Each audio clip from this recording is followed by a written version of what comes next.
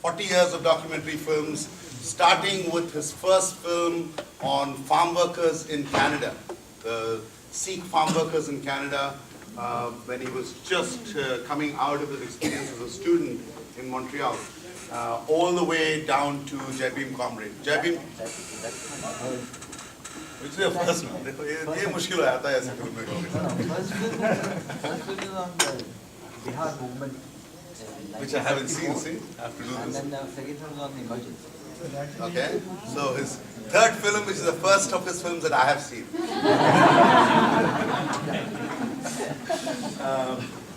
Jai Bhim Comrade is a labor of love. It's something that he produced, that he took over 10 years to make. And you'll see the results. I don't have to say anything.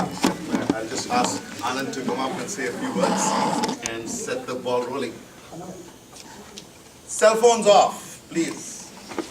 Put on vibration.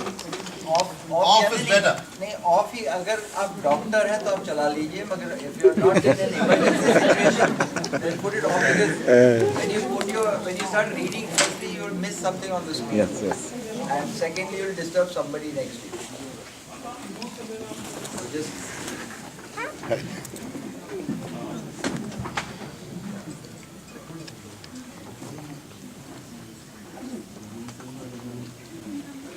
yeah, so I'll very briefly introduce the film, although I see so many South Asians here that probably much of this introduction may not be necessary. To start with, the caste system itself is anything between 2,000, 3,000 years old. Nobody knows the exact date when it began or exactly how it began also. But it's easily the most long-lasting human exploitation that has gone on this planet.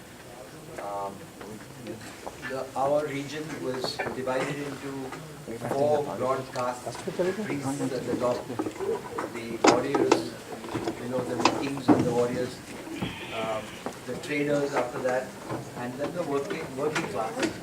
And the working class was again, out of the working class, those who did the dirtiest jobs, the most jobs that nobody else wanted to do, were called untouchables through history.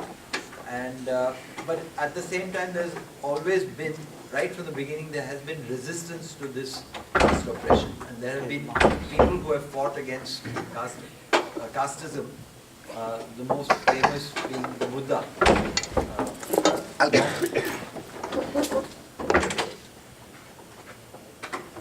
Keep going. Long before Christianity began, the Buddha was already fighting against religious orthodoxy, the caste system. And then after that also there have been many thinkers and leaders and influential people who have fought casteism in India. I won't spend a lot of time describing all the middle period, but I'll come to the 20th century when a person who was born an untouchable was so-called untouchable was able to get some education because his father was in the British military in those days, so he got some opportunity to educate his children. And Bhimrao Ambedkar then got a scholarship from one of the local kings who sent him to Columbia University.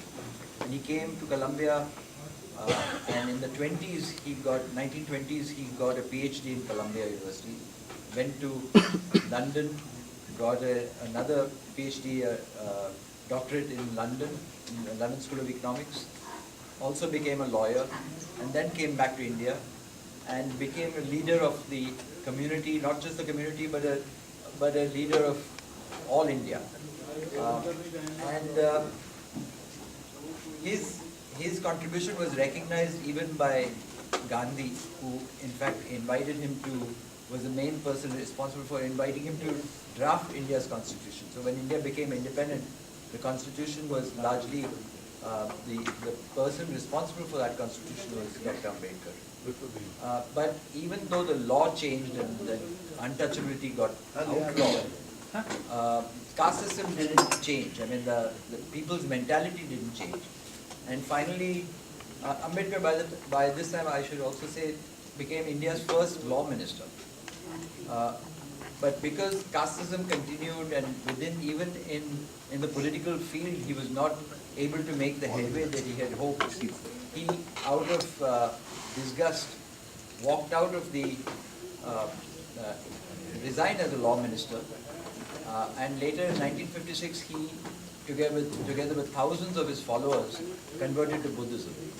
And it was overnight, it was, in a single day, it was the largest conversion anywhere in the world. Maybe 500,000 people converted in a single day. Also, This brings- huh? yeah, keep going, keep going. So this brings us to this particular film. In 1997, a statue of Dr. Ambedkar in a colony in Mumbai called Ramabai Colony. Ramabai is Dr. Ambedkar's first wife who passed away. So the colony is named after her. And in that colony, a statue of Dr. Ambedkar was vandalized, was desecrated by anonymously. In the middle of the night, someone put a garland of footwear on Dr. Ambedkar's statue. And when people woke up in the morning, they found this desecration. They got upset. They came out on the street, on the highway. The police arrived immediately and shot into the crowd without any warning, without any tear gas, nothing like that. They killed 10 people on the spot. Not just the people who were demonstrating, but they shot into the colony, killed men, women and children. 4 days later, a friend of mine he was a poet and a musician, Vilas Ghogre. He lived nearby. He came to see what had happened at Ramabai, and he was so depressed and angered that he committed suicide. He hung himself in his own hut in protest against the police atrocity. And that is that's when I began to make the film. I began to document what had happened. I wanted to understand why Vilas had committed suicide. And I began to follow many stories that came out of this incident. I wanted to see what would happen to the police who did this firing. There were court cases initially. After a lot of pressure, government had an inquiry commission, and then court case began against the police firing, against the police. And then the police also put counter cases on the people they had shot. Because always the police, when they are accused of a crime, they cover themselves. Their defense is to put counter cases on the people who they shot at. So they claimed it was they shot in self-defense. And they made up, but that, I won't describe all of that you see in the film. Also, the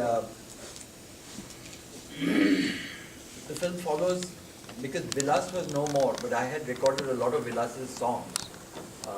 And then I also started following other musicians like Vilas and tried to follow this music tradition of protest.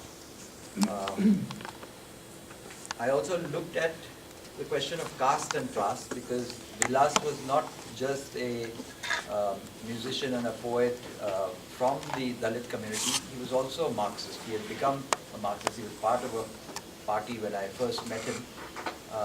So this film also tries to explore the sometimes similar path that is followed by the left movement and by the Ambedkarite movement, but also sometimes how it diverges. And so it's taking a look at caste and class also. In other words, it's a very it's not a linear film. It has many different strands in it, and I hope you'll be able to follow all of it. And I mean, you will be able to follow all of it as long as we can discuss anything that you don't follow after you've seen it. But the only other few things that I should say is that there's in India there are two broad parties that come to power, the Congress party and the BJP. And the Shiv Sena is a Maharashtra-based party in alliance with the BJP. The other thing that some people may not understand is the word reservation, because sometimes when I'm in America I have to explain these things, so that's what I'm doing. I know most of you understand, but for those who don't. Reservation is a kind of affirmative action, what in America they call affirmative action, because in order to undo some of the historical oppression and the fact that Dalits were kept out of education and opportunities, reservation recognized this fact, and in higher education, the Dalit community was allowed to get into college with less marks than the other so-called people who are open category, and also in government jobs. But this also created a lot of anger in the upper castes. So people fought against reservations, and now today also if you go in India and you talk to upper castes about what does it mean, what does caste mean and what is reservation, they only talk about reservation. They have no other understanding of caste except that we don't like reservation. So anyway, that's the background I wanted you to have before you start seeing. Which was the off-light.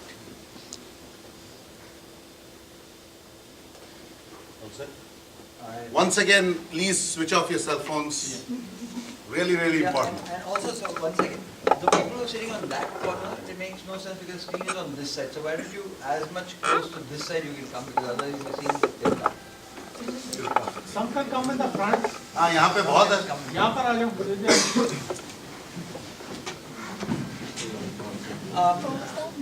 The one thing I should ask you, the film is 3 hours long. It was, yeah, it was taken, it would do 14 years to make. So it's only about 15 minutes per year. It's not that long. But if you would like a break, there is a part 1 and part 2. So after part 1, we'll have a short break of say 5 minutes or 10 minutes maximum. Okay. Do we have? Yes, yes.